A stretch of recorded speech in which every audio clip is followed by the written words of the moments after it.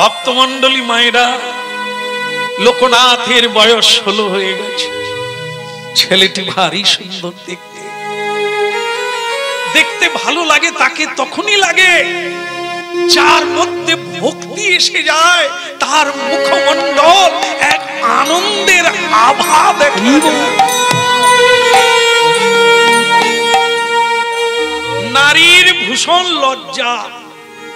যে নারীর মধ্যে লজ্জা থাকে তিনি আরো সুন্দর হয়ে যায়, আর যিনি সুন্দরী কিন্তু লজ্জাহীনা তাকে দেখতে ভালো লাগে না।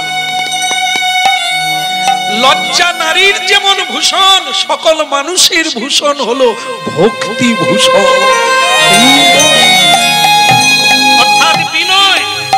গুরুজনদের দেখলেই প্রণাম করে, গোবিন্দ বিগ্রহ দেখলে প্রণাম করে, সাধুদের দেখলে প্রণাম করে। এ ভক্তি ভূষণ দেখলে কে না আশীর্বাদ করবে তোমার কল্যাণ হোক, তোমার পড়িল চরণ তলে আহা মরি মরি, পড়িল চরণ তলে পড়িল চরণ তলে মরি মরি, পড়িল চরণ তলে আহা মরি মরি, পড়িল চরণ তলে আহা মরি মরি, পড়িল চরণ তলে পড়িল চরণ তলে মরি, পড়িল চরণ তলে। একেবারে আমাদের কৃপা করলে পড়িল চরণ তলে। একবারে আমারে কৃপা করলে পড়িল চরণ তলে। আমার জনমে জনমে জনমে গেল পড়িল চরণ তলে আহা পড়িল চরণ তলে। পড়িল চরণ তলে মরি মরি, পড়িল চরণ তলে। বলো শ্রীবাস অঙ্গন কি? আরে শ্রীবাস তুমি কোথায় গেলে? এ কোন চাঁদ গো? এ কাকে ঢোকালি ভেতরে? এর নাম কি? বলে ওর বাবার নাম পদ্মনাথ, কিন্তু ওর নাম আমি জিজ্ঞাসা করি না, ছেলে মানুষ তো আজকাল। তা বাবা তোমার নাম কি? আমার নাম লোকনাথ।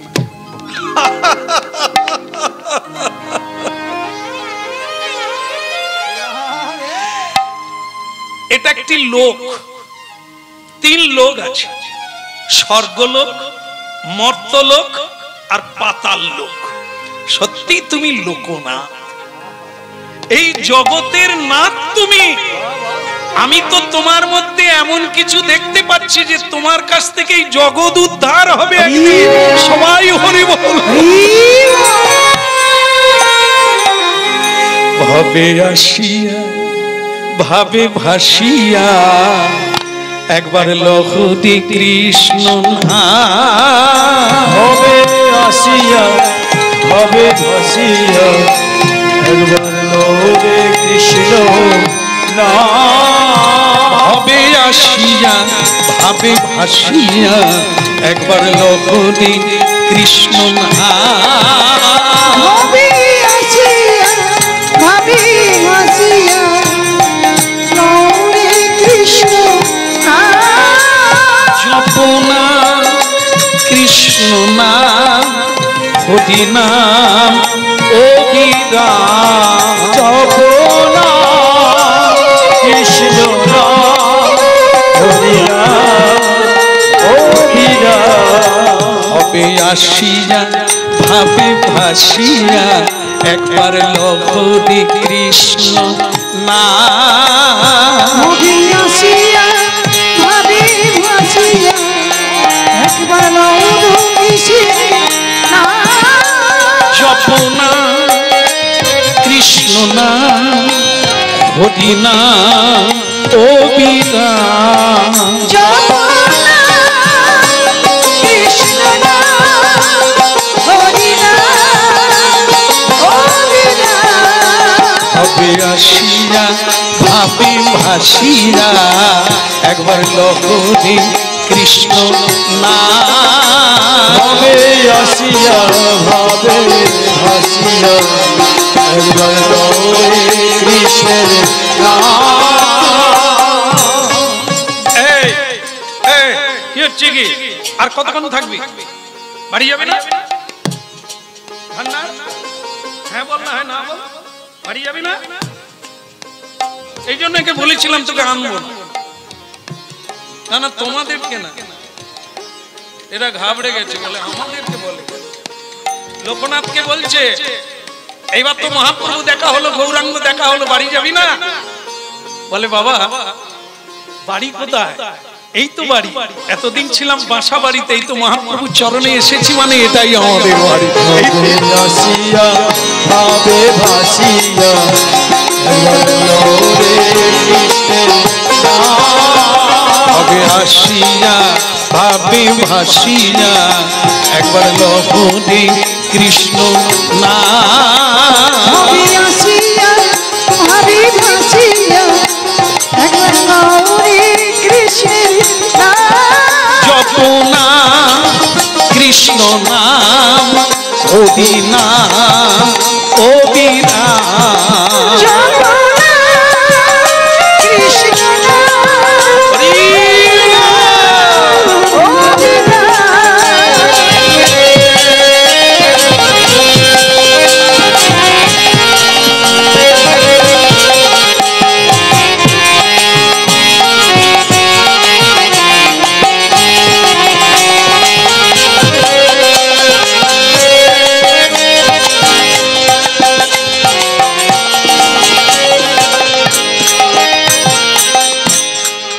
এবার বসে পড়ো বাবা নালে ওই সিনেমাই সকলে দেখবে আমাকে আর কেউ দেখবে না এবার বসে পড়ো এবার বসে পড়ো বলো রাধা রমন কি বসছিলি রে বাবু উঠে বললি কেন বস মালিক বাবু একটু দেখ বসিয়ে দেখবেন বসে পড়ো বাবা বাবা শুনলে ভালো লাগে শুনলে ওদের মঙ্গল হবে কিন্তু ওরা যদি মাঝে মাঝে করে আর কি করা যাবে আচ্ছা বলো রাধা রমন কি নিত্যানন্দ প্রভু কি শ্রীবাস ঠাকুর কি ওদিকের হলো কি না ছেলেটার কি হলো তার বাবা বলছে দেখো বাবা বেশি ভালো না অল্প স্বল্প ঠিক আছে তুমি একবার বলেছিলে গৌর দেখবে হয়ে গেল চলো ভক্তমন্ডলী মায়েরা যার ভেতরে তৈরি সে তো লেগে যাবে চিটে যাবে জড়িয়ে যাবে আর যার ভেতরে ময়লা আছে চুম্বকের সঙ্গে লোহার কোনো যোগ হবে না এই জন্য ও জড়িয়ে গেল ও বলছে বাবা আপনি একটু বাইরে যান আমি এখনই যাচ্ছি আমি একটু কথা বলেই চলে যাচ্ছি এই যে বাবা বাইরে চলে গেল অমনি লোকনা আবার একবার আছাড় খেয়ে চড়বে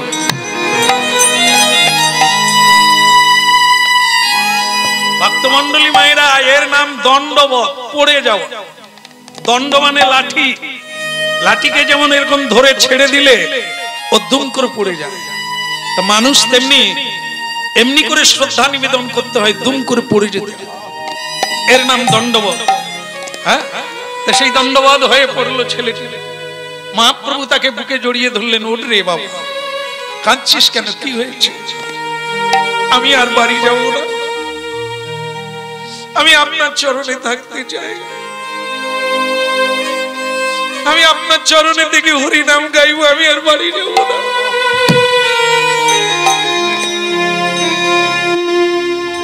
পাগল কোথাকার ছেলে মানুষ কোথাকার হরিনাম হচ্ছে অন্তরের অন্তঃস্থলে বাইরে লোক দেখাতে নেই লুকিয়ে রাখো তোমার এই ভাব রত্ন এই সংসারের কোন জিনিসের সঙ্গে তুলনা করা যাবে না। বিধাতার ইচ্ছায় জন্মে জন্মে তুমি তা সংগ্রহ করেছো। তুমি যেখানে জন্ম নিয়েছো ওরা তোমায় ছাড়বে না, এটা তুমি দেখাতে যেও না। গোপনে রাখো, প্রীতি গোপনে রাখতে হয়, প্রেমকে গোপনে রাখতে হয়, সোনা দানা গোপনে রাখতে হয়, টাকার হিসাব গোপন রাখতে হয়। এই পৃথিবীর সম্পদ ধন অর্থ করি কেউ কাউকে বলে না কার কত আছে, এটা গোপন রাখতে হয়। ঠিক তেমনি তার চাইতে দামি জিনিস সেটা হলো প্রেম ভক্তি। এটা লোক দেখাতে নেই, গোপনে রাখো, বৃদ্ধি পাবে। সকালে ঘুমিয়ে গেলে কাঁদবে, লোক দেখিয়ে কেঁদো না, তাহলে লোকে হাসবে। তাই ভক্ত মন্ডলী মায়েরা হরিবাসরে উঠে সবাইকে প্রণাম করি। কেন জানেন? ললাটে তিলক থাক আর না থাক, তুলসীর মালা থাক আর না থাক, কারণ হরিনাম গেয়ে এইটুকু জেনেছি আপনাদের ভেতরেই এমন অনেক আছে যারা আমার চাইতে অনেক উঁচু, তাদের চরণ ধুলির যোগ্য আমি নই। এখানেই আছে, তাদেরকে দেখলে চেনা যাবে না, কিন্তু ভেতরে বস্তু রয়েছে। এই জন্য আমার গুরুদেব বারবার বলতেন, তোর একটা সৌভাগ্য, হাজার হাজার ভক্তদের সামনে তুই প্রণাম করার সুযোগ আছে। এই জন্য বাচ্চারাও বসে থাকলে তাদেরও প্রণাম করি। কার মধ্যে কি আছে কে বলিতে পারে? আমাদের তো সে চোখ নেই, তাই আপনাদের মধ্যে সেই রত্ন আছে, রত্নের ভান্ডার। তাই ওটা বাইরে দেখা যায় না, তাকে দেখতে গেলে আমাদের নয়নের দরকার। তাই ভাবে ভবে আসিয়া ভাবে ভাসিয়া জপ মধুর কৃষ্ণ নাম। মহাপ্রভুর চরণে পড়ে কাকুবাদ হয়ে বললেন, প্রভু আমি বাড়ি যাব না। মহাপ্রভু বললেন, পাগল কোথাকার, হবে না, এটা তোমার নিয়ম নয়, কারণ তোমার এখনো গুরু লাভ হয়নি। মনে রাখবে, গুরু ছাড়া গতি নাই। বলো রাধা মাধব কি? তাহলে কি হলো বলে দিয়েছি, ঠিক আছে? তাহলে এখন বলছে যে আমি আর বাড়ি যাব না। মহাপ্রভু বলছেন, না, আসল জিনিস হয়নি। একটা নৌকায় 100 জন যাত্রী, নৌকা আছে, যাত্রী আছে, নৌকা যাচ্ছে না কেন বলুন তো? একদম পাক্কা বলছে কি, মাঝি নাই। ভক্তমন্ডলী মায়েরা, একটা বাসে 100 জন যাত্রী আছে। এখন তার ভেতর একটি বুড়িমা উঠেছে, সে বুড়িমা লেখাপড়া জানে না, পিছন দরজা দিয়ে একটা পুডলি বগলে নিয়ে উঠছে, মেয়ের বাড়ি যাবে। হ্যাঁ, এ গাড়ি এত ছোট বানালে হয়, কোথাও একটা সিট নাই, একটা বসার জায়গা নাই, এ কি গাড়ি গা। এবং করতে করতে একবারে সামনের দিকে চলে গেছে। সামনের দিকে গিয়ে দেখে এত লোক দাঁড়িয়ে আছে, কিন্তু একটা সিট খালি। সে ঠাকুমা দেরি না করে ভগবানকে প্রণাম করে বলল, ঠাকুর তোমার মুখে ফুলচন্দন পড়ুক, তুমি যে বুড়ির কথা ভেবে একটা সিট রেখে দিয়েছো, এর জন্য তোমাকে ধন্যবাদ। যাক বাবা, বসে পান খাওয়া যাক। এই বুড়িমা বসে তার আঁচল থেকে খুলে পান খাওয়া যাক।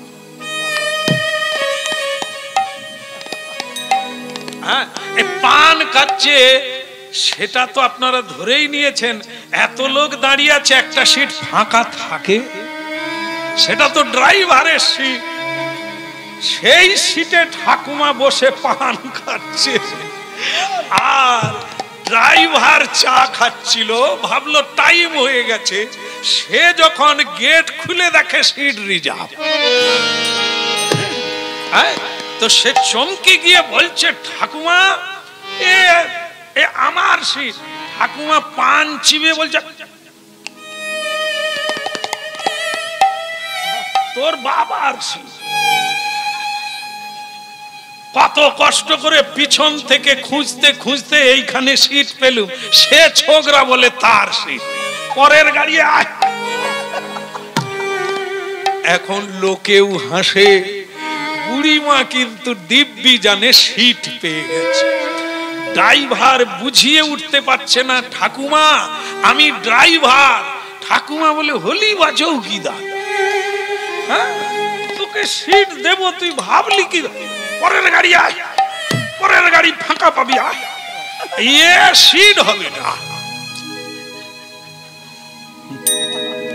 তো এখন লোকে তাকে বুঝালো, ঠাকুমা উনি গাড়ি চালায়, না চালালে আপনি মেয়ের বাড়ি যাবেন কি করে? উঠে পড়ুন।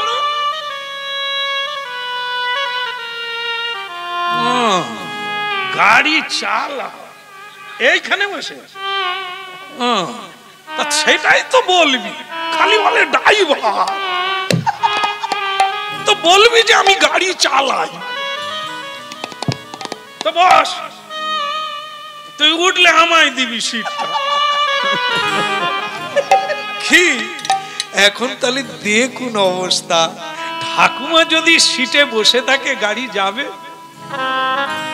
ও ঠাকুমা তো স্টিয়ারিং ধরতেই জানে না, ক্লাচ কোনটা ব্রেক কোনটাও তো জানে না ঠাকুমা। আর কেউ কোথাও যেতে পারবে না, চাই ড্রাইভার।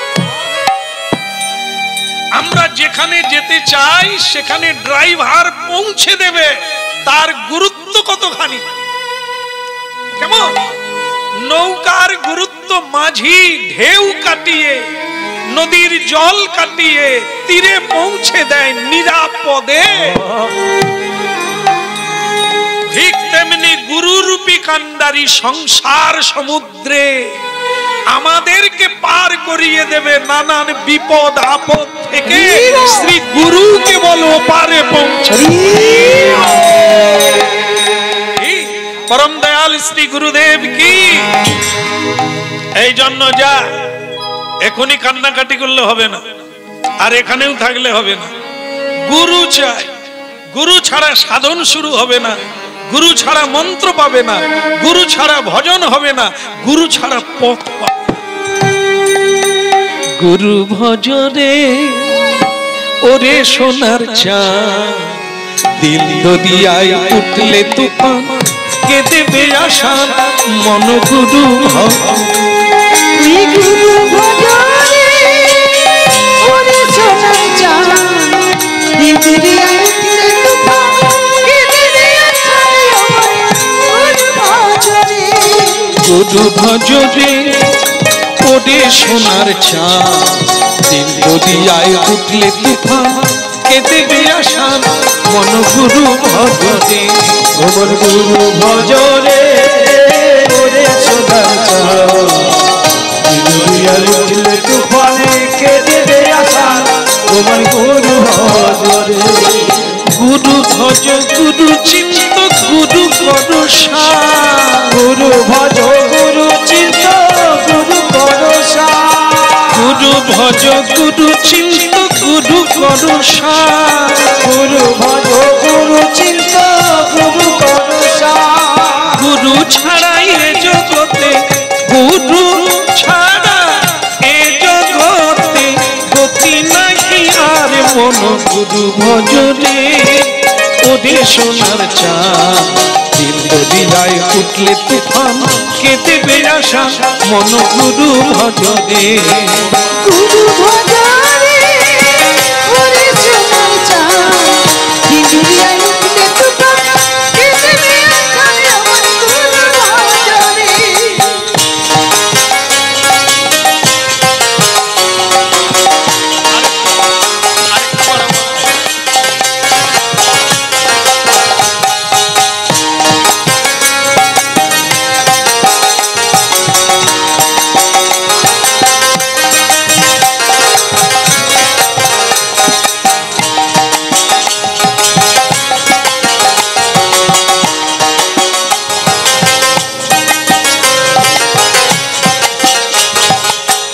ভাই বলো বন্ধু বলো কেউ তো কারো নয়, ভাই বলো বন্ধু বলো কেউ তো কারো নয়। ভাই বলো বন্ধু বলো কেউ তো কারণ ওই ভাই বলো বন্ধু বলো কেউ তো কারণ দু চার দিনের আসা যাওয়া আহা দু চার দিনের আসা যাওয়া পথের পরিচয় মন গুরু ভজরে ওরে শোনা দিন যদি হয় উঠলে তুফান কে দেবে আশা মন গুরু ভজরে গুরু ভজরে ওরে সোনার চাঁদ দুনিয়ায় মুখে তুই কে দেবে আসার তোমার গুরু ভজরে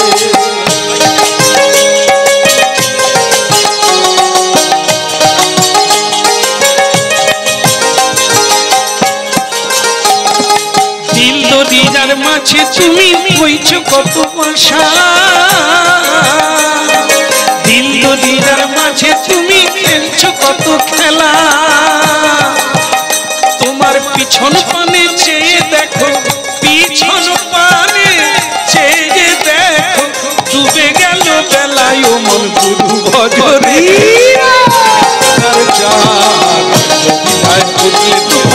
কে দেবে আশা মন গুরু ভজরে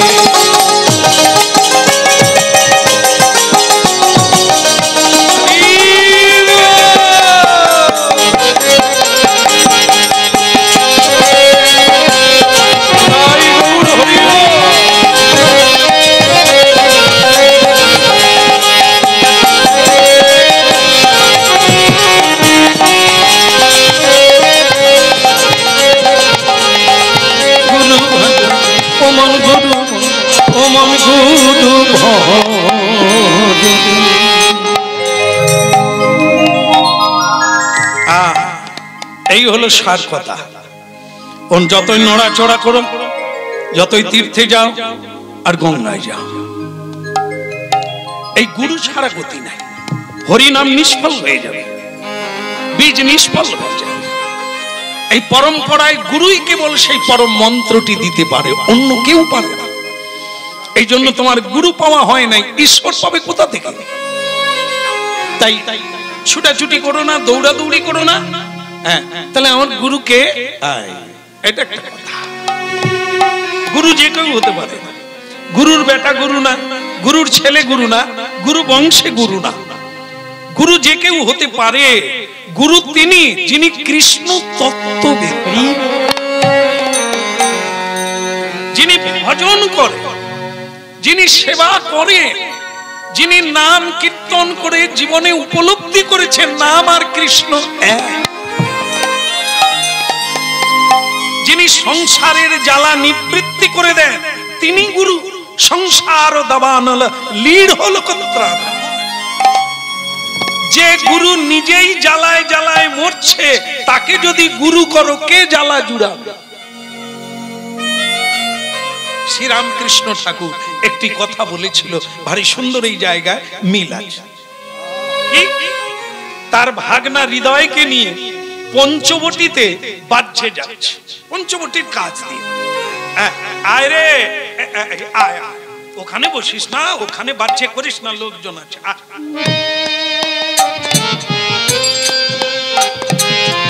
এই যেতে যেতে পঞ্চবটির কাছে কে কে কে করে, তা ভাগনা বলে, মামা এই কে কে করে কে? পরমহংস ঠাকুর বলছে, ও বোধহয় কোন সাপ ব্যাং ধরেছে, ব্যাং কে কে করছে মরার আগে। ও তোর আমার দাঁড়িয়ে লাভ নাই, যে যার কাজ সে তার করো। মা তারা কই বলল দায়ী, চলে গেল, বাচ্চা গেল, 30 মিনিট কেটে গেল। তারপরে আবার মামা ভাগনা ওই রাস্তা দিয়ে আসছে, তো আবারও শুনতে পেল সেই কে কে কে। ভাগনা বলে, মামা তুমি বললে সাপে ব্যাং ধরেছে, তা এখনো কি ধরে আছে? এখনো খেতে পারেনি? ব্যাং কি এখনো মরেনি? এখনো কে কে হারমোনি বাজি যাচ্ছে কেন? তো তখন রামকৃষ্ণ ঠাকুর দাঁড়িয়ে বলছে, নিশ্চয়ই সাপটা জাত সাপ নয়। হয় ঢ্যামনা সাপ, না হয় চিতি সাপ। বিষ নাই, ব্যাঙ বড় সাপের চেয়ে, এই জন্য গিলতেও পারেনি। বিষ নাই তাই মারতেও পারেনি, সেও ট্যাক হচ্ছে, সাপেরও মুখ ব্যথা হচ্ছে, গিলতেও পারেনি ছাড়তেও পারেনি, দুজনেরই যন্ত্র। তত্ত্বটা কি দাঁড়ালো? এক শিষ্য গুরুর কাছে গিয়ে বলছে, গুরুদেব আমি স্ত্রীর জ্বালায় আর হরি নাম করতে পারিনি, আমার মালা ছিঁড়ে পুকুরে ভাসিয়ে দিচ্ছে, এখন আপনি বলুন কি করব? গুরুদেব বলে, ওরে তুই আস্তে কথা কো, আমি তো নিজেই বউয়ের জ্বালায় জ্বলে যাচ্ছি। আমার বউকে বাপের বাড়ি থেকে দড়ি বেঁধে ঘরে আনছি, তবু টিকতে চায় না, খালি পালাই পালাই, তার নিজের জ্বালায় নিজে মরি, তোরটা আমি কি? এই হলো চিতিসা। নিজেও জ্বালায় জর্জরিত, শিষ্যও জ্বালায় জর্জরিত, কে কাকে উদ্ধার করবে? রামকৃষ্ণ বলছে, যদি জাত সাপ হতো, তার মানে এক কামড় দিত আর সঙ্গে সঙ্গে বিষের জ্বালায় মরে যেত, দুজনেই শান্তি পেত। এ তো বিষও নাই আর গিলতেও পারেনি, দুজনেই ট্যাঁ করছে। এই জন্য গুরু যে কেউ হতে পারে না।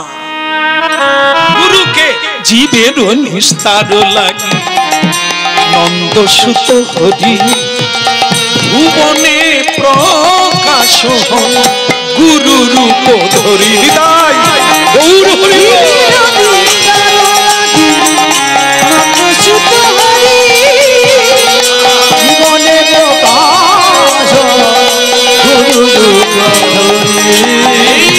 জীবের নিস্তার লাগে, নন্দ সুত হরি ভুবনে প্রকাশ, গুরু রূপ ধরি।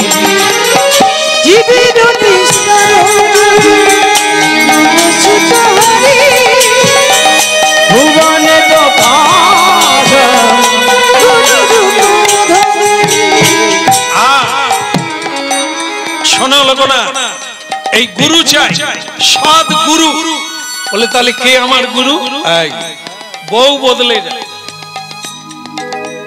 এ জন্মে যাকে স্ত্রী রূপে পেয়েছো, পরের জন্মে পাবে না।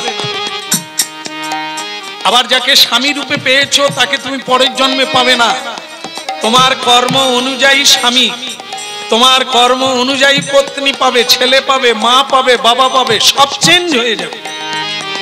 আগের বারে যেখানে জন্ম নিয়েছিলে সেখানে তোমার আত্মীয় স্বজন সব আছে, তুমি এখানে আবার জন্ম নিলে, কিন্তু জীবনে একটা জিনিস বদল হবে না, তার নাম গুরু। মোড়ে মোড়ের মাথায় দাঁড়িয়ে আছে। আগের জন্মে যদি গুরু থাকে, সেও এ জন্মে অপেক্ষা করছে, তুমি এলে তোমায় আবার দীক্ষা দেবে, আবার হরিবল বলবে, আবার ভজন করাবে। জীবের নিস্তার লাগি, নন্দ সুত হরি ভুবনে প্রকাশ, গুরু রূপ ধরি। গুরু রূপ ধরি, গুরু রূপ ধরি, গুরু রূপ ধরি, গুরু রূপ ধরি।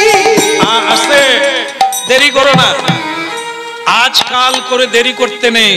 যা কালকে করবে তা আজকে করো, যা আজকে করবে তা এক্ষুনি করো। শান্তিপুর, নদিয়া শান্তিপুর, ওই শান্তিপুরে একজন বড় গুরু আছে, যার নাম অদ্বৈত আচার্য, যিনি হরিদাস ঠাকুরকে শিষ্য করেছেন, নদী থেকে কুড়িয়ে এনে মন্ত্র দিয়েছে, জবন হরিদাস। যাও, শান্তিপুরে তোমার জন্য তোমার গুরু অপেক্ষা করছে। এই জায়গাটা আপনারা ভুলে যাবেন না। যদি কারো গুরু পাওয়ার ইচ্ছে থাকে, তাহলে চোখের জল দিয়ে মহাপ্রভুকে জানান, দেখবেন গুরু আপনাকে খুঁজবে।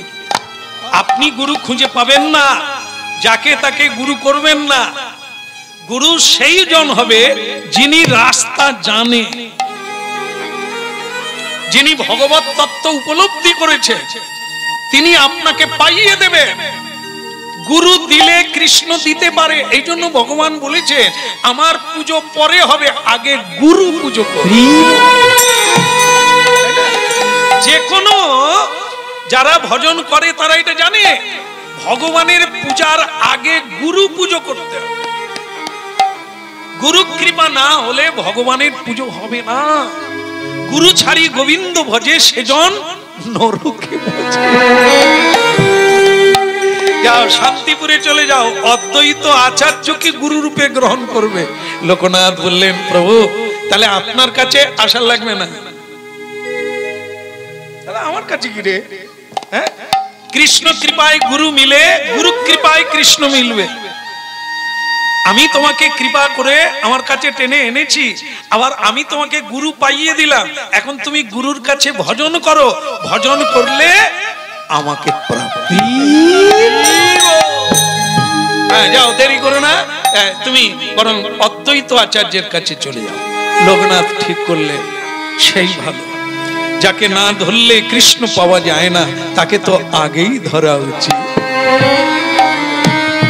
জয় জয় শ্রী গুরু প্রেম কল্পতরু, জয় জয় শ্রী গুরু প্রেম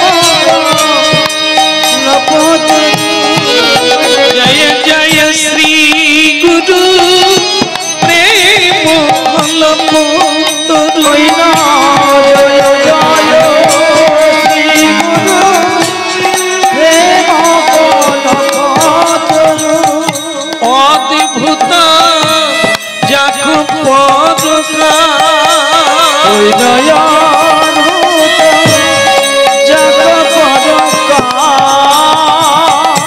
অদ্ভুত যাকু পদকা,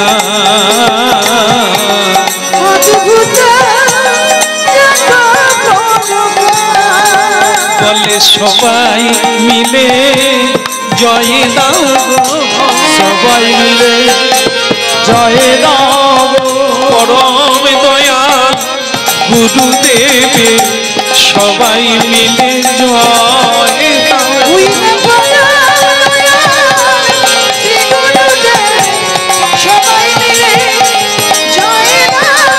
কেবল গুরু ছাড়া গতি নাই হে, সবাই জয় দাও না গুরু ছাড়া গতি নাই হে, সবাই মিলে জয় দাও দিলেও কৃষ্ণ দিতে পারে,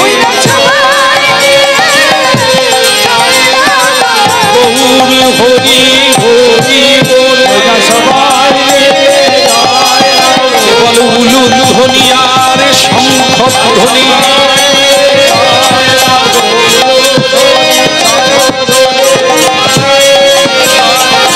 হরি হরি হরি বলে সবাই মিলে জয় দাও হে।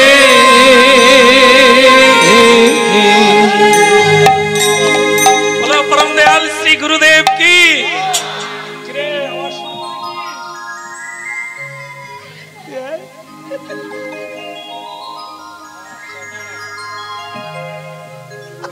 আমি এতক্ষণ সহ্য করেছিলাম, আমার কাছে একটা মন্ত্র আছে, ছাড়লে সারা রাত্রি আর কথা বলা যাবে না। সেটা ছাড়বো না তোরা না ছাড়াই ভালো, বলো চুপ করে থাকবি, ঠিক আছে? কথা বলিস না, বা আমি রেগে গেলে আবার সেই মন্ত্র বেরিয়ে যাবে আর কথা বলতে পারবো। আমার মনে হয় একটু চুপ করবে।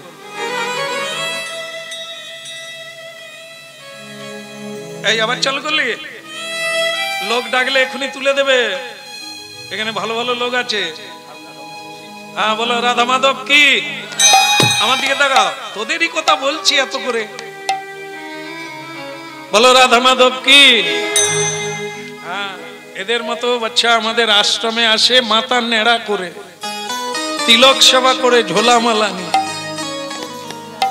এরা চাকরি করবে, এই জন্য এদের মা বাবা দেয়নি। করুক চাকরি, চাকরি করে বৌমা নিয়ে বোম্বে থাকবে, তোমরা এখানে বোম্বা খাবে। হ্যাঁ বলো রাধা। এক মা হরি নাম শুনছিল, তার ছেলে এই যে মাধ্যমিক চলছে না, তাই এসে আমার পায়ে ফেলে দিয়ে বললো একে একটু আশীর্বাদ করে দেন, এ যেন ভালো করে পাশ করে। তাহলে মা পাশ করলে কি হবে? বলে চাকরি হবে, চাকরি হলে আমি পায়ের উপরে পা তুলে খাবো, সমস্যা থাকবে না। তাহলে মা, ও ভগবান দেনেওয়ালা লেনেওয়ালা, আমি যদি পারতাম আমাকে আর কীর্তন করে খেতে হতো না, কাউকে চাকরিও দিতে পারবো না, পাশও করিয়ে দিতে পারবো না, তবে আমি জানাতে পারি, ওটা তো আমার কাজ না। ঠিক আছে মা যান, আমি প্রভুকে জানাবো, যদি তিনি কৃপা করেন করবে, ওর ভাগ্যে থাকলে।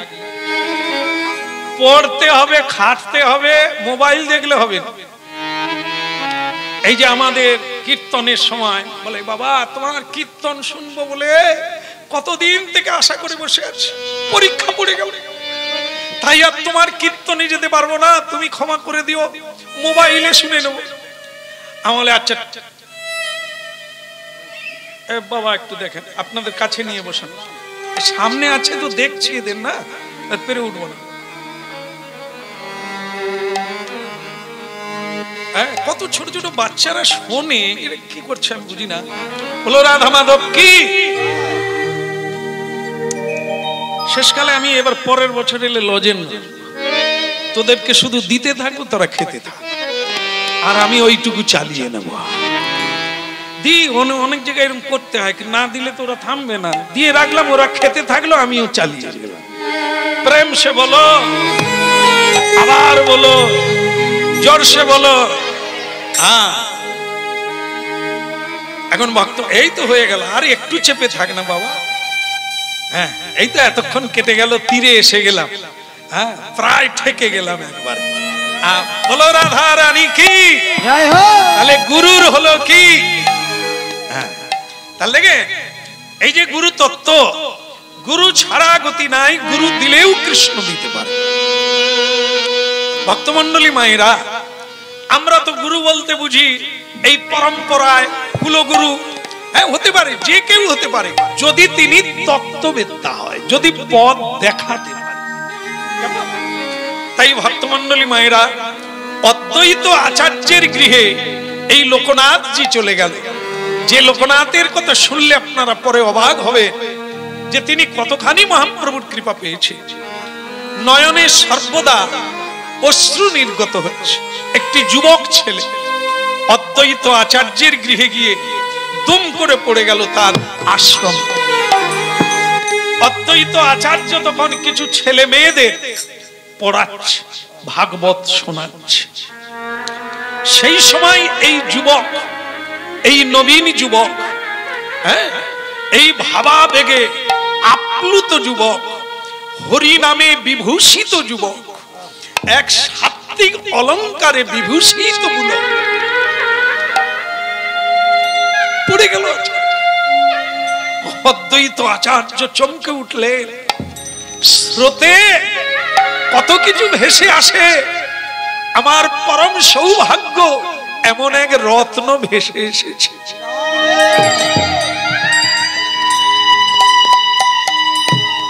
তাকে ধরে আলিঙ্গন দিলেন, এসো বাবা, আজ আমার পরম সৌভাগ্য যে গঙ্গা আমার কাছে এসেছে। লোকনাথের দুই নয়ন দিয়ে এমনই অশ্রু নির্গত হচ্ছে যেন গঙ্গা হয়ে যাচ্ছে। অদ্বৈত আচার্যের অঙ্গ ভিজে গেল চোখের জলে।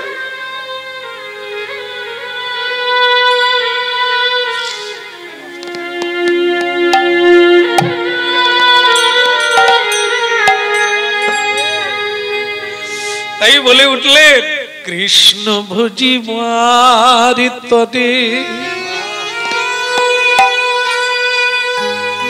সংসারে যাইলা, এখন মিছে মায়ায় বদ্ধ হইয়া বৃক্ষ হইয়া।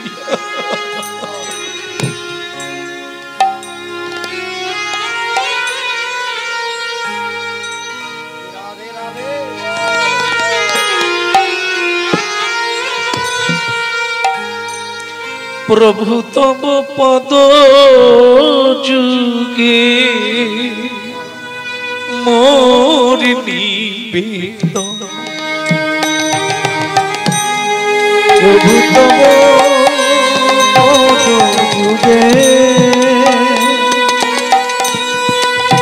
মোর নিবেদন।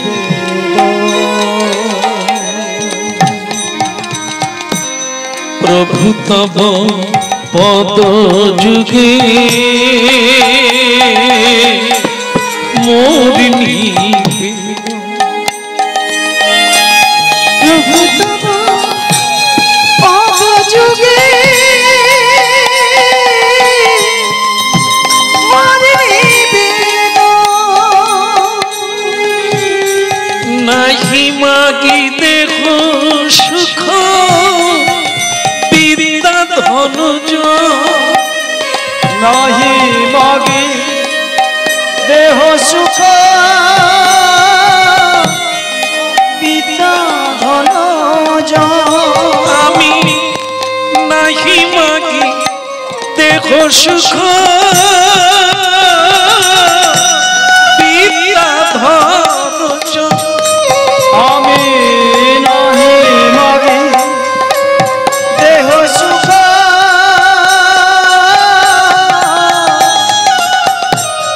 বিদ্যা ধন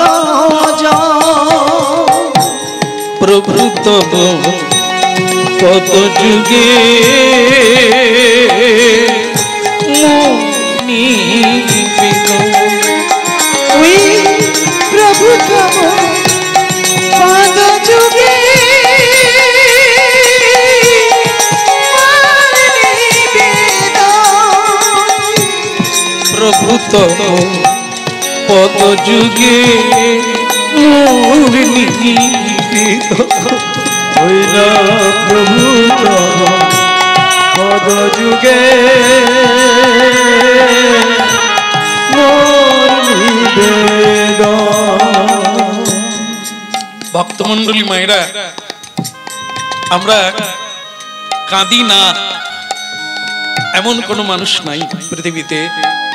সবাই আমরা কাঁদি, দুঃখে শোকে ব্যথায় বেদনায় কাঁদি। কিন্তু এমন লোক কম পাওয়া যাবে যিনি কৃষ্ণ বলে কাঁদেন। ও লোক খুব কম। সংসারী ছেলের জন্য, মেয়ের জন্য, টাকার জন্য, অর্থের জন্য বিরহে কাঁদতে পারি, কিন্তু কৃষ্ণ বিরহে কাঁদা এ কোটিকে গুটি একজন সবাই পারে না। এই জন্য শ্রী রামকৃষ্ণ বলেছিলেন, ঘটি ঘটি চোখের জল ফেলে মানুষ, কিন্তু কৃষ্ণ বলে কাঁদতে পারে না। কৃষ্ণ বলে যদি কাঁদতো এক জন্মেই কাজ হয়ে যেত, এত দুঃখ কি আর সে পেত?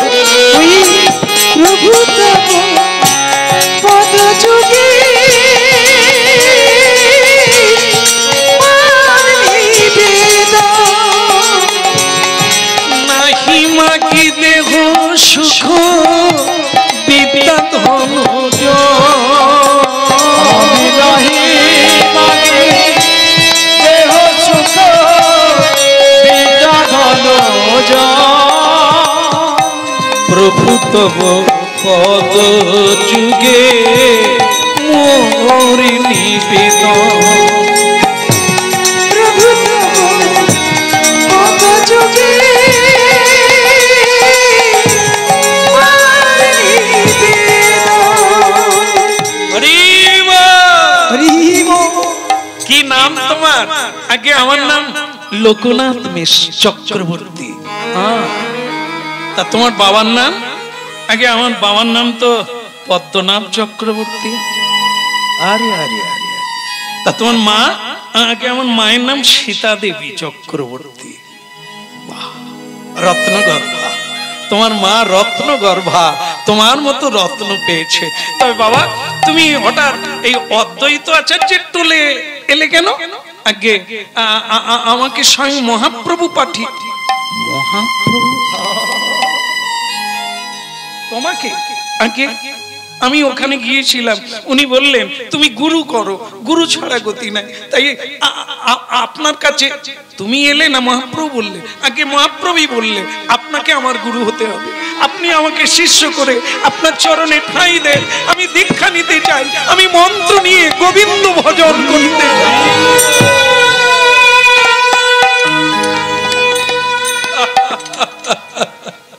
হবে হবে হবে বাবা, ধৈর্য ধরো, সবকিছু ধৈর্য মিলে, অধৈর্য মেলে না।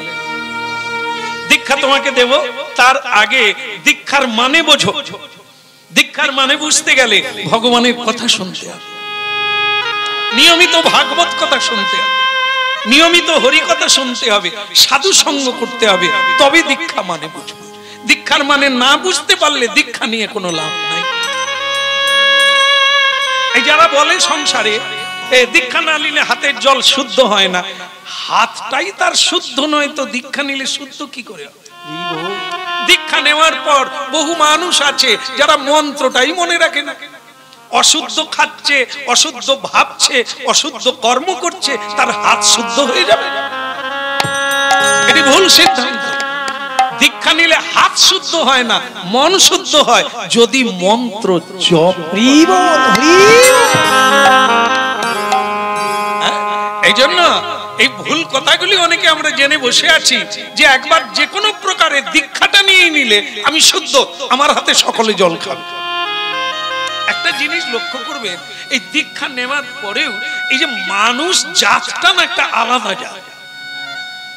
এরা কি খায়নি বলুন তো? কি খায়নি?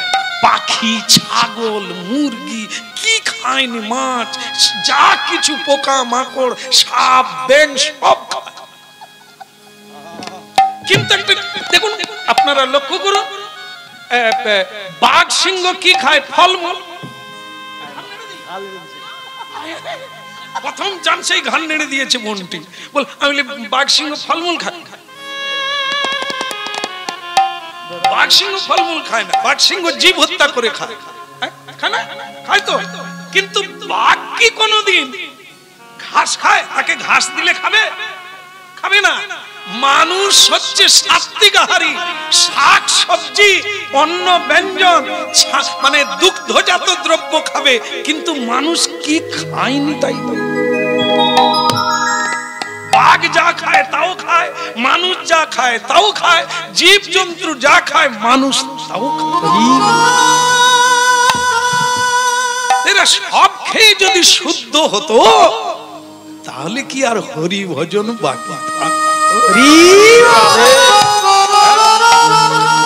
এই জন্য কথা শুনতে হবে আর বুঝতে হবে, শুদ্ধ হাত হয় না, শুদ্ধ মন হয় না, ভজন করলে তবে তো শুদ্ধ। যৎসরেৎ পুণ্ডরীকাক্ষং, যেদিন মন্ত্র জপ বন্ধ করে দেবে সেদিনই তুমি অশুদ্ধ হয়ে। এই জন্য যারা একাদশী করে তাদের আগের দিন নিরাম খেতে হয় কেন? যদি খেয়ে একাদশী করে যেত তাহলে নিরাম কেন খাও?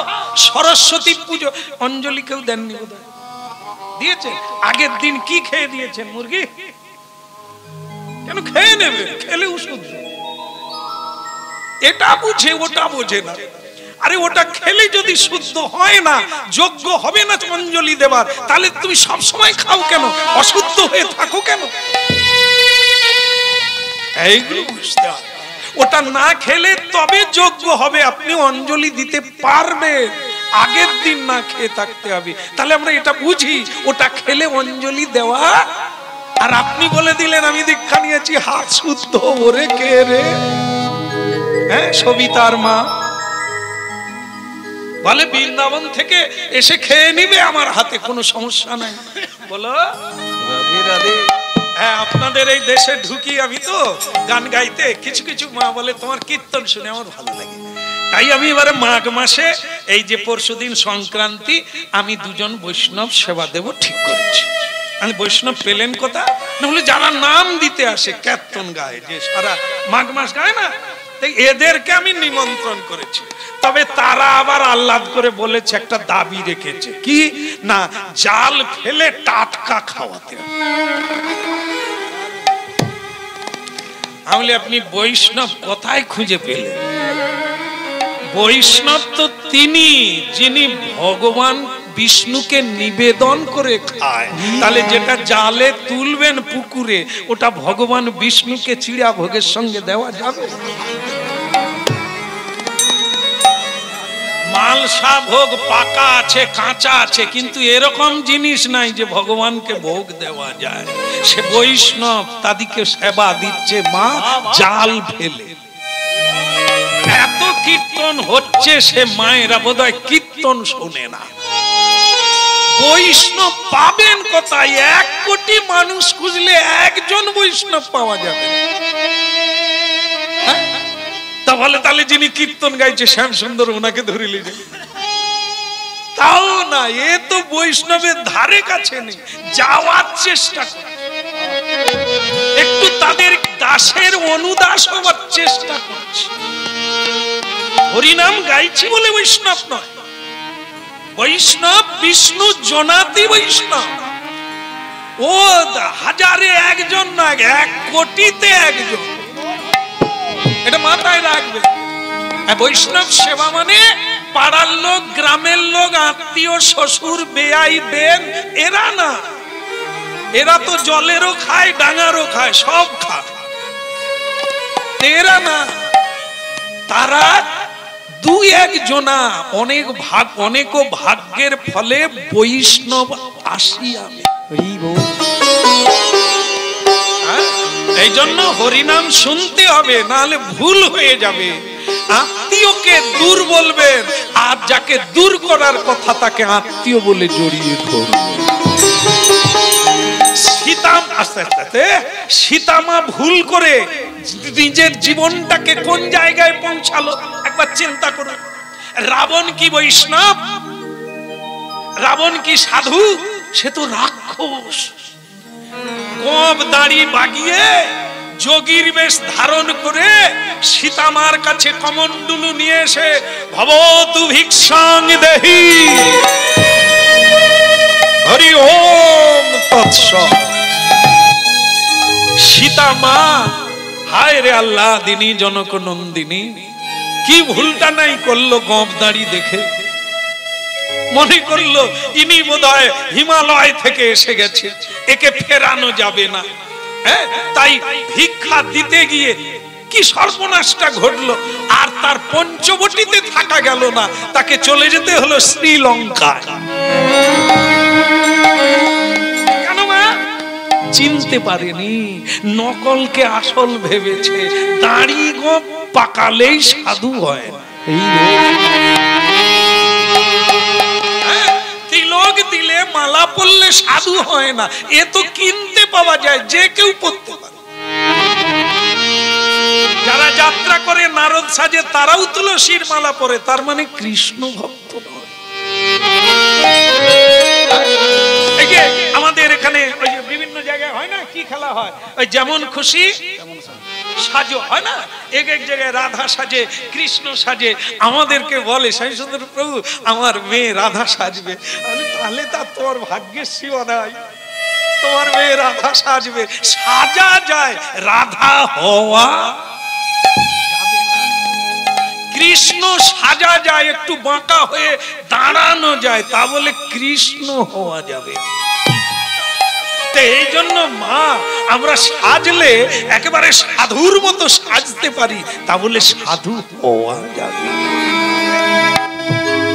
ওই সেই সাধু আসবে, বাড়িতে এসে বলবে মা জাল ফেলে দে, অনেকদিন রুচি হয়নি।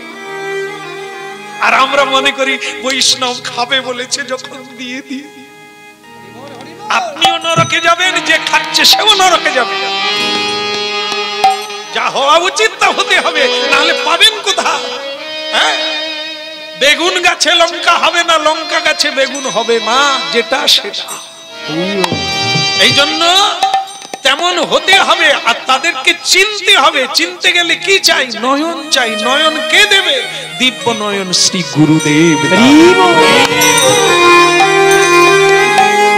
হরি মুরারে মধু কৈট ভারে গোপাল গোবিন্দ মুখ ফুলহারে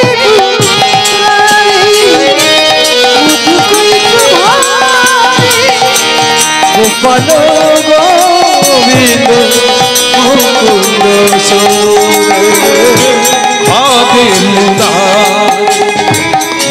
মধু কই তোমারে গোপাল গোবিন্দ মুকুন্দ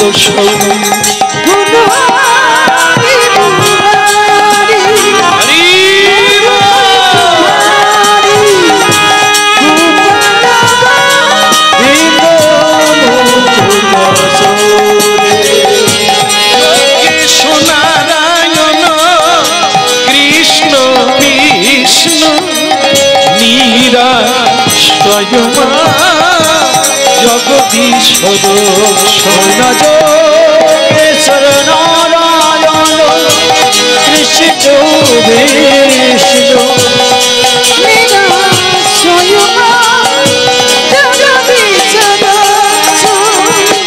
হাতে মুরারি মধু কৈট হাতে গোপাল গোবিন্দ মুকুন্দ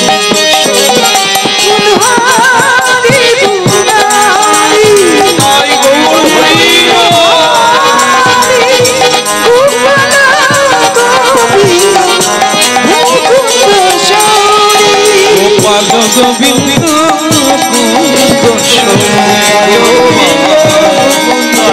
গোপাল গোবিন্দ মুকুন্দ আদে মুরারে মধু কৈট মারে গোপাল গোবিন্দ মুকুন্দ গোপাল গোবিন্দ মুকুন্দ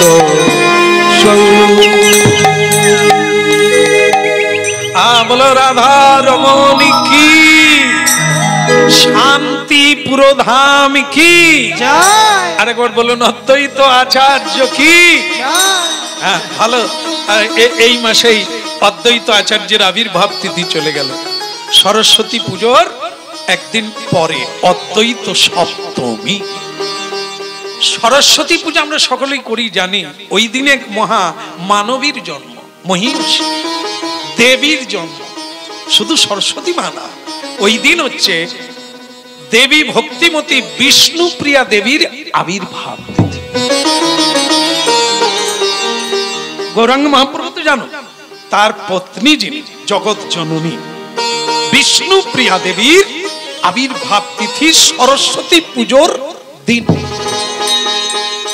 ঠিক তার একদিন পরে এই অদ্বৈত আচার্যের জন্মদিন, মাঘী সপ্তমী। তাই ভক্তমন্ডলী মায়েরা আপনারা জয়ধ্বনি করলেন। সেই অদ্বৈত আচার্য লোকনাথকে বললেন, বাবা একটা নিয়ম আছে, যেখানে তোমার জন্ম সেই পিতা মাতার কাছে অনুমতি নিয়ে আসতে হবে যে আমি তোমাকে মন্ত্র দেব। তাহলে কেন গুরুদেব, এ তো আমার স্বাধীন ব্যাপার, আমি দীক্ষা নেব কিনা এটা আমার ব্যাপার। মা বাবা কেন? এই জায়গাটা আছে বাবা, কারণ তুমি দীক্ষা নেওয়ার পরে পাগল হয়ে যাবে, বাউল হয়ে যাবে, ব্যাকুল হয়ে উঠবে, তখন তোমার মা বাবা এসে আমাকে ধরবে। তাই অনুমতির দরকার আছে। আরেকটা কারণে আত্মজ, আত্মা থেকে আত্মার জন্ম, তোমার পিতা মাতা থেকেই তোমার জন্ম। সেখান থেকে বিচ্ছেদ হতে গেলে, কাটান দিতে গেলে, ছেদ হতে গেলে অনুমতি নেই।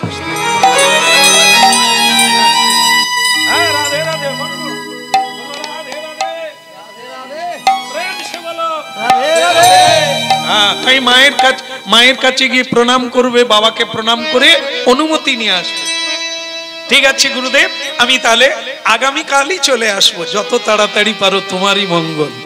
কারণ মায়া দেবী ভালো কাজ করতে দেয় না, এই জন্য মন যখন চাইছে যত তাড়াতাড়ি পারবে তত তাড়াতাড়ি। তাই কি করলো লোকনাথ গোস্বামী, এই বাড়িতে পৌঁছে গেল। বলো ভগবান শ্রীকৃষ্ণ চৈতন্য মহাপ্রভু কি। আনন্দে আত্মার ছেলে বদলে গেছে, ঢং বদলে গেছে, রং বদলে গেছে, একবারে আলাদা। কি এখন সুন্দর লালা সচির দুলালা নাচো তো শ্রী হরি কীর্তন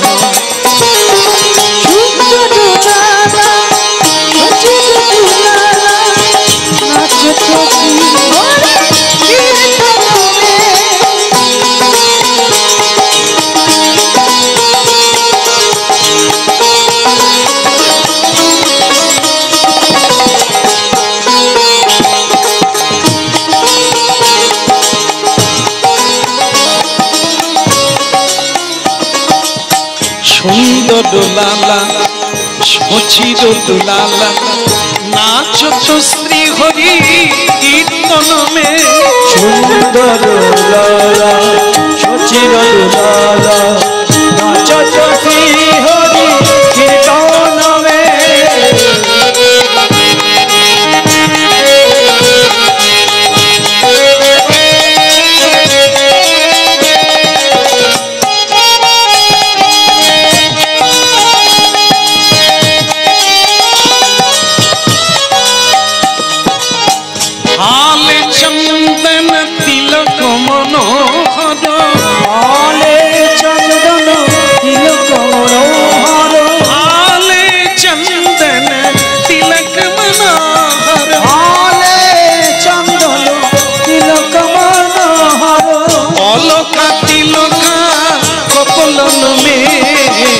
সুন্দর লালা সচির দুলালা নাচো তো শ্রী হরি কীর্তন মে সুন্দর লালা সচির দুলালা নাচো তো শ্রী হরি কীর্তন মে নাচো তো শ্রী হরি কীর্তন মে নাচো তো শ্রী হরি কীর্তন মে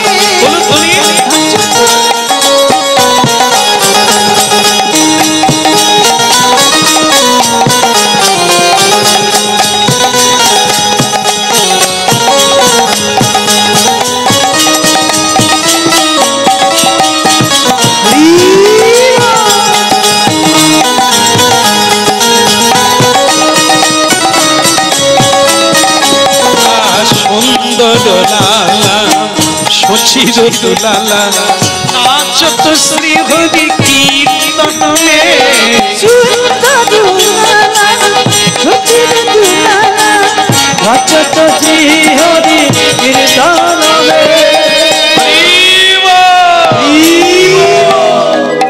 তাহলে লোকনাথ তা তোকে আমি বলেছিলাম একবার যাবি তা তুই মহাপ্রভু বাড়ি কবার গিয়েলি আগে অনেকবার গিয়েছি বলে গিয়েছিলি আগে না কেন বললে তো না বললো এই জন্য মহাপ্রভুর টানে আমি অনেকবার মহাপ্রভু বাড়ি গিয়েছি তো মহাপ্রভুকে দর্শন করার আমার একটা ভীষণ আশা জেগে গেছে না দেখলে আমি থাকতে পারি না হ্যাঁ তা আজ এরকম যে নাচতে নাচতে গাইতে গাইতে ঢুকে গেলি ব্যাপারটা কি এখন আর ভালো লাগে না বাবা সবসময় কীর্তন গাইতে ইচ্ছে করে সবসময় মহাপ্রভু দাঁড়া এই জন্য বলা হয় সংসারে থাকো এই বাইরে একবার বেরিয়েছে ঢুড়ে হয়ে গেল শোনো এ তোমার উপর বলা থাকলো মহাপ্রভু বাড়িতে আর কোনোদিন যাবে না নবদ্বীপে তুমি যাবে না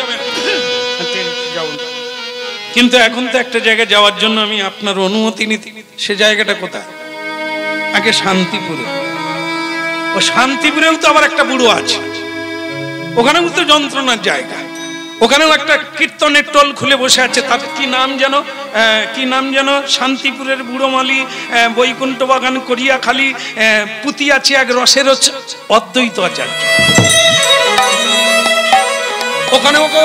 ওখানে যাওয়া যাবে না আগে ওনারই কাছে আমি দীক্ষা নেব বলে আপনার অনুমতি এই তো 12টা বাজে গেছে এই মহাপ্রভু দর্শনে গিয়ে তোমার তো 12টা বেজে গেছে তোমার উচ্ছন্নে যাওয়ার রাস্তা হয়ে গেছে সংসার ধর্ম বড় ধর্ম মা তাই পারি না ছেড়ে যেতে ঠিক কি না সংসার ধর্ম তো বড় ধর্ম কি ধর্ম মানে কি ধর্ম মানে গরু খাওয়া মুরগি খাওয়া ছাগল খাওয়া ভেড়া খাওয়া এটা ধর্ম জীবে দয়া নামে রুচি বৈষ্ণব সেবক ইহা ওই ধর্ম নাই, শোনো সনাতন। মানুষ বিয়ে করে, বিয়ের দিন থেকে ধর্ম চালু হয়, কিন্তু মানুষ তো ধর্ম তত্ত্বই জানে না। সংসার ধর্ম বড় ধর্ম, মা তাই পারি না ছেড়ে যেতে রামপ্রসাদের বাড়ি। রামপ্রসাদ সংসার করেছিল, দোকানের খাতা সারতে গিয়ে শ্যামা কীর্তন গেয়ে দিয়েছে। এটি সবসময় সঙ্গীত না, সে খাতার হিসেবের খাতায় শ্যামা সঙ্গীত গান লিখে দিয়েছে। লোক বলে কয়ে তাকে এই দোকানে, মুদি দোকানে চাকরিটা দিয়েছিল, মানে ওই কাকে, রামপ্রসাদ। সে তো তার মনে সব সময় শ্যামা কীর্তন, তাই সে হিসেব লিখতে গিয়ে শ্যামা মায়ের কীর্তন লিখে দিয়েছে। মালিক যখন খাতা চেক আপ করতে যায়, বলে সে হিসাবের খাতা কোথায়, এ তো সব কীর্তন লেখা হয়ে আছে। বলে মালিক জি ওটাই হিসাবের খাতা, এটা হিসেবের খাতা, এ তো সব শ্যামা দে মা আমায় তপিলদারি, ডুবিয়ে দে মার প্রেম সাগরে, এসব কি গান, কি লিখেছো তুমি, এই করে তুমি খাবে? আমার সারা খাতা ভরিয়ে যদি গান লিখে দিলে তাহলে হিসেব কথা। ভক্তমণ্ডলী মায়েরা, সেই মালিক বুঝতে পেরেছিল এ পরম ভক্ত, তাই তিনি বলেছিল যা যা হওয়ার হয়ে গেছে তুমি বাদ দাও, তোমাকে আমি মায়না যেমন দিচ্ছি দেব, কিন্তু তুমি আর দোকানে কাজ করো, তুমি তোমার কুড়ে বাড়িতে যাও, সেখানে গিয়ে তুমি গান লেখো, আমি কিন্তু তোমাকে মায়না দেব, কারণ তোমার মতো মানুষ নাই, আমার হিসেবের চাইতে ওটার দাম অনেক বেশি। এটা দোকানের হিসেব, ওটা জীবনের হিসেব, কজন জানবে? সেই রামপ্রসাদ সংসার করেছে, গান গাইতে গাইতে বেড়া বাঁধছে, স্বয়ং মা কৈবল্য দায়িনী জগৎ জননী মা এসে তার বেড়া বেঁধে দিচ্ছে, মেয়ের রূপ ধারণ করে এসে। দেখুন, এই সংসার ভগবানকে নিয়ে সংসার হলো ধর্ম। আমরা ভাবলাম বিয়ে করলেই ধর্ম, বাচ্চা হলেই ধর্ম, ভুল। তাহলে ধর্মের আর কোনো সংজ্ঞা থাকে না, ধর্ম ওটা না। ভগবান সেই ধর্ম সম্পর্কে বহু শাস্ত্র গ্রন্থ লিখেছে, আমরা শুনিও না আর পড়িও না।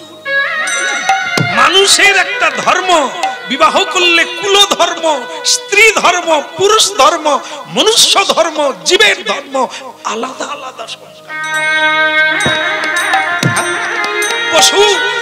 পশু সকালবেলা উঠে কলগেট দিয়ে দাঁত মাজে, তাই না? মাজে না, মানুষ মাজে। সকালবেলা উঠে পশুরা প্রণাম করে ভগবানকে, তাই তো না? মানুষ করে, কিন্তু মানুষ যদি না করে তাহলে সে কে? আমি বলবো না। একদম ঠিক, আপনি বলে দিয়েছেন তো ভালো, আমি বললে খারাপ।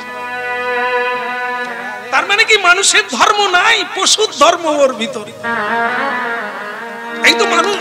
এই দেখবেন কিছুদিন আগে পর্যন্ত গাড়ি ঘোড়ায় লেখা থাকতো না, তোমার ব্যবহারই বলো তোমার পরিচয়। তুমি কি খাচ্ছ, কি বলছো, কি করছো, এটাই তোমার পরিচয়। পরিচয় খাতায় লেখা থাকে না, বংশ থেকে পাওয়া যায় না, মানুষ সেটা তৈরি করে। হ্যাঁ, তুমি জানোয়ার, তোমাকে জেলখানায় রাখবে না তুমি মানব, তোমাকে বাইরে রাখবে মানুষের কল্যাণের জন্য, সেটা তোমার কর্ম। সেটা আমাদের কর্মই বলে দেবে। আমরা যা করব আমাদের সমাজে আমাদের পরিচয় তাই ঘটবে। এই জন্য দেখুন কি বলছেন বাবা, তাহলে আমি যে দীক্ষা নেব বলে এসেছি, আমাকে অনুমতি দাও। হবে না, আমি অনুমতি দিতে পারি না, তোমার দীক্ষার দরকার নেই। দীক্ষা নিয়ে কি হবে? খাটবে, খাবে, ছেলে মেয়ে হবে, বাচ্চা হবে, এটাই তো সংসার। ভক্তমণ্ডলী মায়েরা, মায়ের কাছে গেল লোকনাথ, বললেন মা তুমিও কি একই কথা বলবে? মা জড়িয়ে ধরে বলল, লোকনাথ, তোর বাবা পণ্ডিত মানুষ, সে যদি বাধা দেয় আমি তোকে বাধা দেব না। কারণ কয়াধু মা ছিলেন প্রহ্লাদের সহায়। ওরে, তোকে যে আমি গর্ভে পেয়েছি, আমার জীবন ধন্য, যা তুই চলে যা। পূর্ব জন্মের বন্ধন খণ্ডাইতে নারে পিতা মাতা, কেউ পারবে না আমার কর্মফল খণ্ডন করতে, আমাকেই করতে হবে। তবে কি দরকার আছে? পরের দিন সকালবেলা উঠে বাবা বলল না, হ্যাঁ যাও, কিন্তু লোকনাথ মাকে প্রণাম করে বাবাকে প্রণাম করে চলে গেল।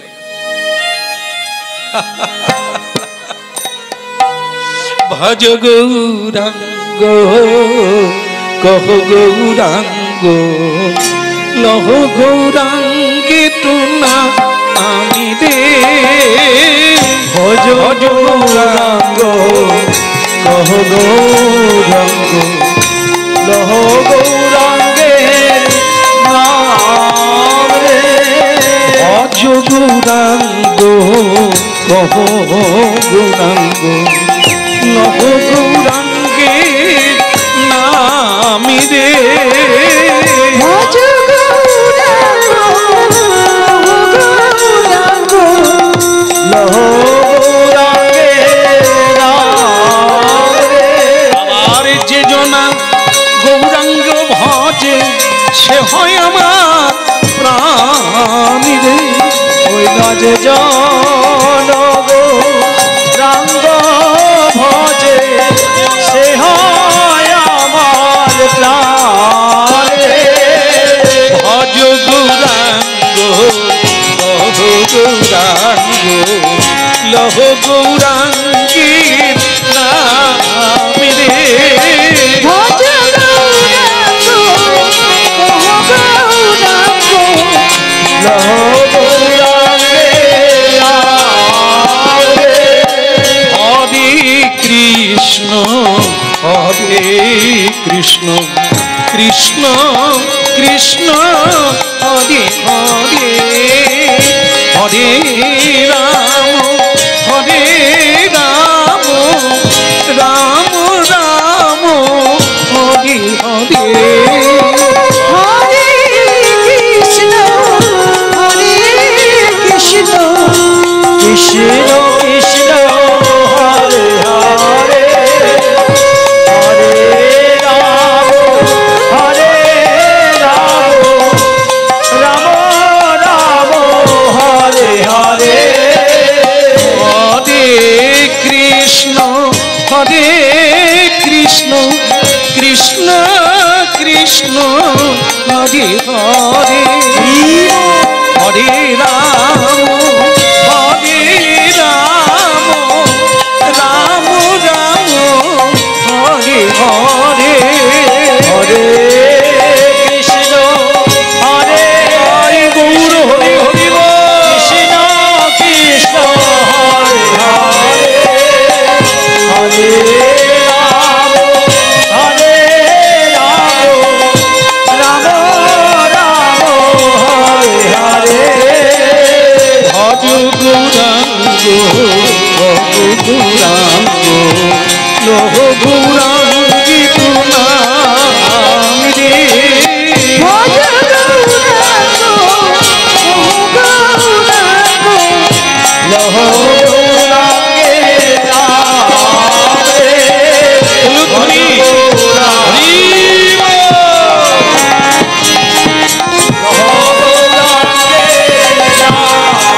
যে জনা গৌরাঙ্গ ভজে সে হয় আমার প্রাণ রে।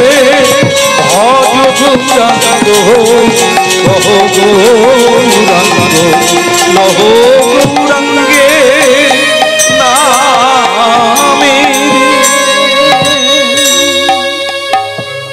আকাশ বাতাস কাঁপিয়ে তরুলতা বৃক্ষ লতাও পর্যন্ত কাঁদছে তার কীর্তন। দর দর নেত্রে বিগলিত ধারা যেন স্বর্ণ বর্ণ কান্তি নীলাভ, অপূর্ব রসাস্বাদনে বিভাবিত হয়ে শান্তিপুর আচার্য অদ্বৈতের মন্দিরে লোকনাথ উপস্থিত হলো চোখের জল। এসো এসো এসো, তোমার লগ্ন হয়ে গেছে দীক্ষা নেওয়ার, এসো আর দেরি করো না। স্নান করে এসেছে আগের থেকে, আবার গঙ্গায় স্নান করালে, তাকে বসিয়ে সেই দিব্য মন্ত্র অদ্বৈত আচার্য তার কানে দিল। আর কানে দেওয়া মাত্র আষাঢ় খেয়ে পড়ে গিয়ে ছটফট ছটফট করতে লাগলো। এক অজানা যন্ত্রণা তার হৃদয়কে ঘিরে ধরল। সাত্বিক ভাবালঙ্কারে সারা শরীর ভরে গেল। গড় গড় করে শব্দ হলো, মুখ দিয়ে লালা ঝরতে লাগলো, আর মাঝে মধ্যে হুঙ্কার দিতে লাগলো, হরি বল হরি বল হরি বল হরি বল হরি বল শব্দ করতে করতে অমনি কৃষ্ণ প্রেমের উদয় হলো।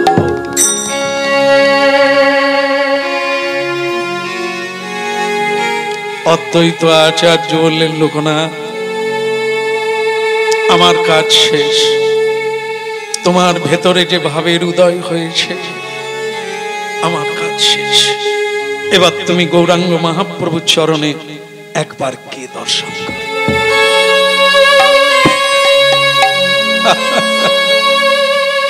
বাড়ি ফিরে এলো সন্ধেবেলা।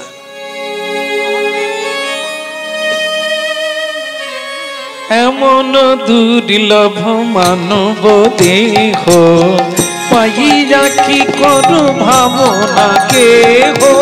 এমন দুর্লভ মানব দেহ পাইয়া কি করো ভাবনা কেহ। এমন দুর্লভ মানব দেহ পাইয়া কি করো ভাবনা কেহ।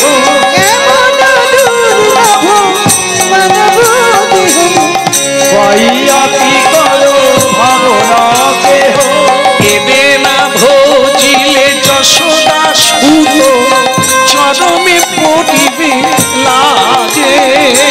এবে না ভোজিলে যশোদা সুত চরণে পড়িবে লাজে। এবে না ভোজিলে যশোদা সুত চরমে পড়িবে লাগে। এবে না ভোজিলে যশোদা সুত চরণে পড়িবে লাজে। এমন দুর্লভ মানব দেহ পাইয়া কি করো ভাবনা কেহ। পাইয়া কি করো ভাবনা কেহ। এমন দুর্লভ মানব দেহ পাইয়া কি করো ভাবনা কেহ। পাইয়া কি করো ভাবনা কেহ। পাইয়া কি করো ভাবনা কেহ। পাইয়া কি করো ভাবনা কেহ। হয়েছে হয়েছে। জমিদারের পুত্র সারাদিন টোটো করে কীর্তন গেয়ে সন্ধ্যেবেলা ঘুরে চলে এলো। হয়েছে অত ভাগা কোথাকা। ব্রাহ্মণ বাড়ির ছেলে কোথায় ঘন্টা নাড়বি, মন্ত্র দু চারটা পড়ে লক্ষ্মী পূজা গণেশ পূজা করবি, দুটো পয়সা জামা কাপড় আনবি। হরি নাম কীর্তন। ঠিক আছে ঠিক আছে, দুটো খেয়ে শুয়ে পড়ো।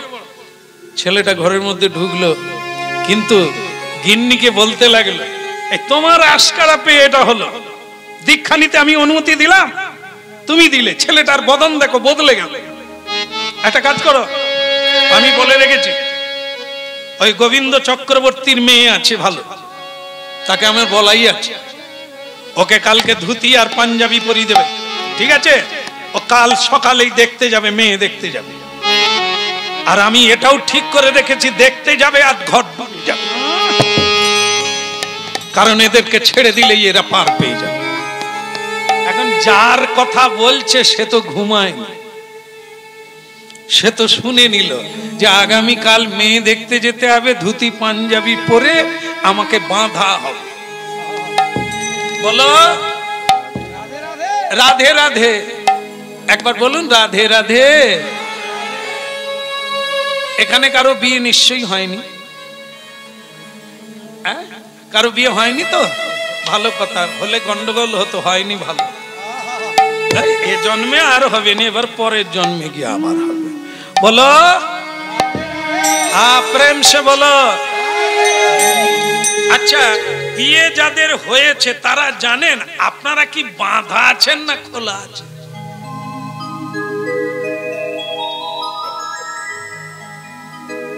মা বলে দিয়েছে বাঁধা আছে। আরে বাবা, কি সকলের অনুমতি নিয়ে বিয়ের সময় কি হয়? তোমার হয়েছিল এরকম করে, তারপরে মালা দিয়ে বেঁধে দিল না, দুই দুই কখনো ছাড়া হবে না, এই বাঁধা। তারপরে আবার কি কপাক ঘুরে, 4 7, আমাদের ওখানে 14, যেখানে 7 সে তো হালকা খুলে পালিয়ে যাবে।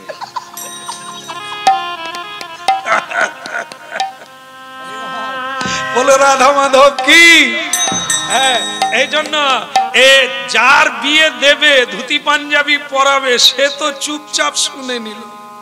সে এবার দেখলো এবার আর মাকেও বলবো না, বাবাকেও বলবো না, কারণ ও বাঁধায় আমি নাই। ও বাঁধায় একবার করলে ও তো পানি ফলের গাছ। পানি ফল জানে? একটা গাছ লাগাবে, সেই একটা গাছ থেকে কত বেরোবে, ওইখান থেকে আবার একটা বেরোবে, ওখান থেকে আরেকটা বেরোবে। একটা শুধু বিয়ে করুন, কত আত্মীয় হবে। তা বেশি করলে তো আরো ব্যাপার আছে, সেসব আলাদা। একটা বিয়ে করুন, পানি ফলের গাছ সারা মাঠে ছেয়ে যাবে। এই আজ হয়েছে, যেখানেই গান গাইতে যাই, আপনি তো আমাদের ওখানে গেছিলেন। আরে ওখানে এখানে তুমি কি সব জায়গায় বলে, ওখানে আমার ছোট মেয়ের বাড়ি, এখানে আমার বড় মেয়ের বাড়ি, ওখানে বেয়াই বাড়ি। কি আত্মীয়, মেদিনীপুর, হুগলি, বর্ধমান, বাঁকুড়া, সব জায়গায়। মানে তো পানি ফলের গাছ, ও সব জায়গায় চালিয়ে আছে। এখন এ ছেলে বুঝতে পেরেছে ও রাস্তায় আমি নাই। যে কৃপা করেছেন মহাপ্রভু আর গুরুদেব, ও রাস্তায় আর নেই। কি দিতে পারে বলি নাকি? 1 মিনিটে সেটা নেব। সেটা কি? এই যে মনে করুন, তুমি তো এমন করে চেয়ে আছি যেন বেটে হয়নি, যেন গোগ্রাসে গিলবে চেয়ে। একটু মাথা নিচু দিকে কর, বিয়ের কথা বলছি, কোথায় লজ্জা হবে না? হাঁ করে শুনে, অত ভাগা একটা বিয়ে করে সামলাতে পারে না, আবার বিয়ে হবে শুনছি। না, এরা অন্য সময় অন্য দিকে তাকাবে, এই বিয়ের কথা তুলেছি হাঁ কোথায় লজ্জায় মাথা নিচু করবি তা না। যাই হোক, এখন মজার কথা কি হলো, সেই কতটুকু বলি কি, এই যে আমরা ধরুন চুম্বন করা হয়, চুম্বন বিয়ের পরে কি আনন্দ, কখন বাসর ঘরে চুম্বন করে ভক্তমন্ডলী মায়েরা। সকালবেলা ঘুম থেকে উঠে কেউ চুম্বন দেয়? আর ঘুম থেকে উঠে এদিকে বেরিয়ে গেছে, ওদিকে বেরিয়ে গেছে, সেই মাত্র উঠেছে, চুম্বন হবে?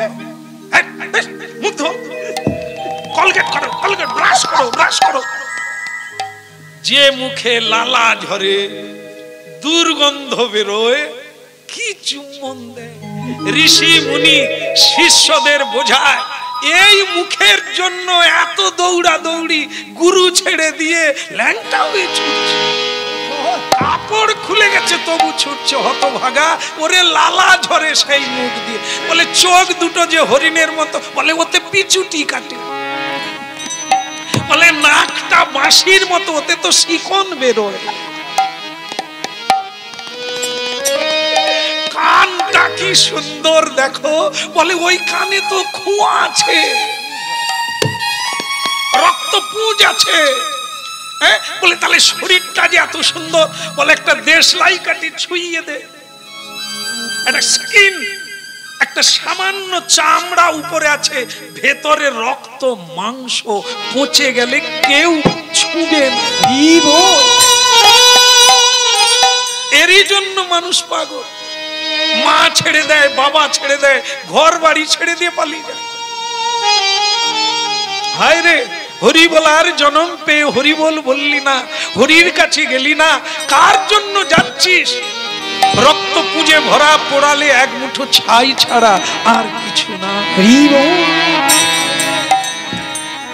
আপনাদের বলতে দ্বিধা নাই, এই কীর্তন শুনে আজও কলেজ থেকে মেয়েরাও যাচ্ছে, ছেলেরা চাকরি ছেড়ে দিয়ে। ইতিমধ্যে একটি মহিলা বিয়ে করে না, চাকরি ছেড়ে দিয়ে নবদ্বীপে এক আশ্রমে গিয়ে যোগদান করল। কারণ যে গীতা পড়বে, ভাগবত পড়বে, মাগো এ সংসারে তাকে কোনো দড়ি দিয়ে বাঁধা। আজও কলেজ থেকে ছেলেরা চলে যাচ্ছে নবদ্বীপে, বৃন্দাবনে, হরিদ্বারে। কেন? জীবনকে যে জানতে পারে সেই রক্ত পুঁজে ভরা মাংসের জন্য ছুটাছুটি। লোকনাথ বুঝতে পারলো এ ভরাডুবি অন্ধকার কারাগারে আমি বাঁধা থাকতে চাই না। ভোরবেলা, রাত্রি 3:30, ভোর হতে আর 15 মিনিট। বাস, মা বাবা শুয়ে আছেন, প্রণাম করে নিয়ে বেরিয়ে পড়ল। মহাপ্রভুর কাছে গেল, তার কাছে ছাড়া বিশ্বে আর কোথাও আশ্রয় নাই। তাই সেই মহাপ্রভুর কাছে গেলে, অবতার সার গোড়ায় অবতার, কেন না ভজিলি তার? ওই অবতার সার গোড়ায় অবতার, কেন না ভজিলি তার? এখন করিনি রে গেল না পিরা আপন তমবে। ওই না করিনি রে গেল না পিয়া, আপন করব ওরে কণ্ঠকের তরু সদাই সেবিলি, অমৃত পাতিয়া। কণ্ঠকের সদাই সেবিলি, অমৃত পাওয়ারিয়া। ওরে প্রেম কলে কতরু গৌরাঙ্গ আমার, ওই না প্রেম তাই গৌর হরিব গৌরাঙ্গ আমার, কলে কতরু গৌরাঙ্গ আমার, প্রেম কল্পতরু গৌরাঙ্গ আমার। তাহারে মা বিলি বিশের মনামা, তাহারে মা বিলি বিশে।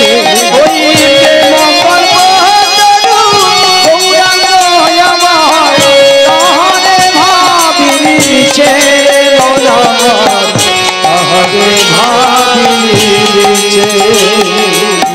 অবতার গোড়ায় অবতার, কেন না ভজিলি তার?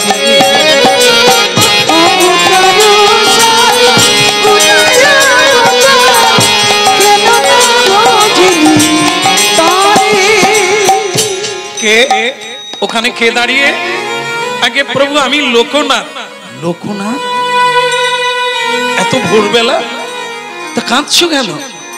আমার বিয়ে দেবে আমার বাবা মা ঠিক করেছে।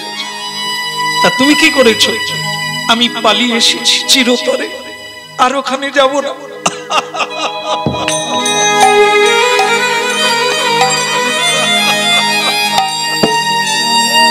বাহ বাহ বাহ বাহ বাহ, এত অল্পে তুমি এত চতুর হয়ে গেছো, ঠিকই করেছো। বিয়ে করলে একটা স্ত্রী, দুটো ছেলে মেয়ে তাদেরই দেখবে। আর বিয়ে যদি না করে তুমি কৃষ্ণ ভজন করো, তাহলে বিশ্বের কল্যাণ। তাহলে প্রভু আমি আপনার সঙ্গে থাকবো, আর নাম না এখানে না, একটা বটবৃক্ষ, তার তলায় কোনো গাছ হয় না, বিভিন্ন জায়গায় ছড়িয়ে পড়ে, আর সেই ছায়া দান করে, তাতে কত পাখি বাসা বাঁধে, কত মানুষ, কত জীব জন্তু আশ্রয় দেয়। তোমাকে তাই হতে হবে, তোমাকে বটবৃক্ষ হতে হবে। এই বীজ তোমার মধ্যে পড়েছে, তোমাকে মহিরু হয়ে উঠতে হবে। যাও, এখান থেকে তুমি বৃন্দাবনে চলে যাবে, বৃন্দাবনে গিয়েই তোমার ভজন শুরু হবে, কোথাও ছুটাছুটি করবে না, ঠিক আছে? যাও। এত কষ্ট হলো যে মহাপ্রভুকে ছেড়ে তাকে যেতে হবে, এটা তার স্বপ্নেও জানা ছিল না। কিন্তু মহাপ্রভুর কাছে থাকার চাইতে মহাপ্রভুর আদেশ পালন হচ্ছে বড়। এই জন্য জগৎগুরু মহাপ্রভু বললেন তুমি বৃন্দাবনে যাবে, ওখানে গিয়ে তুমি প্রচার করবে হরি নাম মানুষের কল্যাণের জন্য।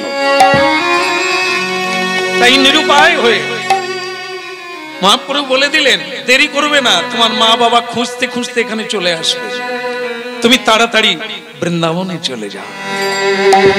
বৃন্দাবনে গেলে ভক্তমন্ডলী মায়েরা বৃন্দাবনে গিয়ে মন বসলো না, খালি মহাপ্রভুর খবর নিচ্ছে মহাপ্রভু কবে আসবে। এদিকে মহাপ্রভু সন্ন্যাস হয়ে গেল, মহাপ্রভু বৃন্দাবনে গেলেন, কিন্তু বৃন্দাবনে দেখা হলো না। ছুটাছুটি করলো, মহাপ্রভুর সঙ্গে দেখা হলো। যেখানে আজকে কোটি কোটি মানুষ এলাহাবাদ, সেই ত্রিবেণী সঙ্গমে গেল, সেখানে গিয়েও মহাপ্রভুর সঙ্গে দেখা হলো না। শেষে এক জায়গায় বসে কাঁদতে লাগলেন, আমার মরাই ভালো, মহাপ্রভুকে আমি দেখতে পেলাম না। স্বয়ং মহাপ্রভু তাকে স্বপ্ন দিয়ে বললেন, ছি, বৃন্দাবনে ফিরে যাও, তোমাকে না বললাম বৃন্দাবনের বাইরে যাবে না, বৃন্দাবনেই তুমি সিদ্ধি লাভ করবে, যাও বৃন্দাবনে ফিরে যাও, আর কোনোদিন তুমি বৃন্দাবনের বাইরে যাবে না।